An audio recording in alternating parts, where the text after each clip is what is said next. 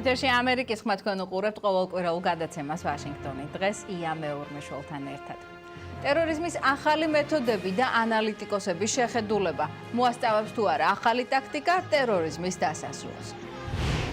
სადავო მოსმენები ამერიკაში პრაქტიკა, რომელიც სასამართლომ არაკანონიერად ცნო, არ შეწყვეტილა. როგორ უპასუხებს სასამართლოს ამერიკის კონგრესი? თუ სიგარეტიდან ელექტროსიგარეტზე გადახვედით, დარჩით ჩვენთან და გაიგეთ, არის თუ არა მავნე ელექტროსიგარეტი. ამერიკის კონგრესმა უნდა გადაწყვიტოს, გააგრძელებს თუ არა სადავო პრაქტიკას, რომელიც ამერიკის შიდა უსაფრთხოების სააგენტო სატელეფონო საუბრებზე მასობრივი თვალთვალისუფლებას აძლევს. ელექტრონული თვალთვალის პროგრამას, რომელიც კონგრესმა 2001 წლის 11 სექტემბრის ტერორისტული აქტების შემდეგ დაამტკიცა, ვადა თვის ბოლოს გასდის. ფედერალურმა სასამართლომ პროგრამა არაკანონიერად ცნო, თუმცა მისი შეჩერების განკარგულება არ გაუწია. მიუხედავად სასამართლოს გადაწყვეტილებისა, კონგრესში ელექტრონული თვალთვალის სისტემის რეფორმას ითხოვენ. სენატორი პატრიკ ლეჰი ამბობს. მტკიცედ მჯერა, რომ ეროვნული უსაფრთხოება უნდა დავიცვათ, მაგრამ ასევე უნდა დავიცვათ ჩვენი სამოქალაქო უფლებები. ამერიკის შიდა უსაფრთხოების სააგენტოს მიერ მასობრივი ელექტრონული მოსმენების შესახებ ინფორმაცია სააგენტოს ყოფილმა კონტრაქტორმა, ედვარდ სნოუდენმა გაასაჯაროა. მას შემდეგ პრეზიდენტმა ობამამ პირობა დადო, რომ ეს პრაქტიკა შეიცვლებოდა. შეერთებული შტატები არ ჯაშუშობს რიგით მოქალაქეებზე, რომლებიც ჩვენს ქვეყანას საფრთხეს არ უქმნიან. ჩვენ მათი პირადი ინფორმაციის დაცვას დიდ ყურადღებას ვაქცევთ.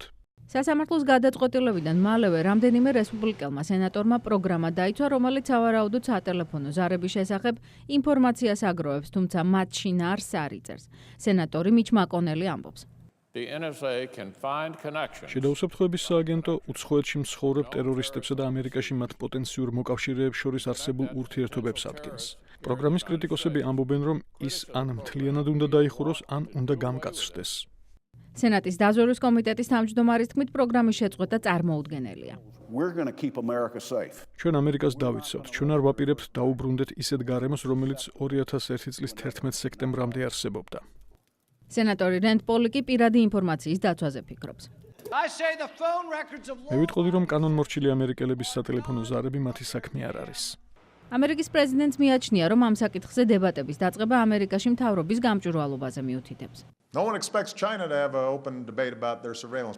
არავინ მოერის ჩინეთისგან ელექტრონულ თვალთვალზე ღია დებატები აწარმოოს, ან რუსეთისგან იმას, რომ საკუთარი მოქალაქეების უფლებები დაიცვას.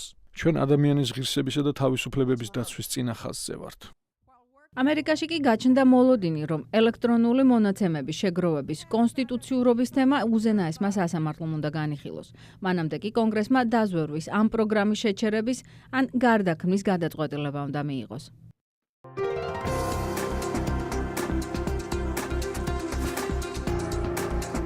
თანამედროვე ტერორიზმი ისეთი ტემპით იცვლება, რომ კონტრტერორისტული სტრატეგია მას უკან ჩამორჩება.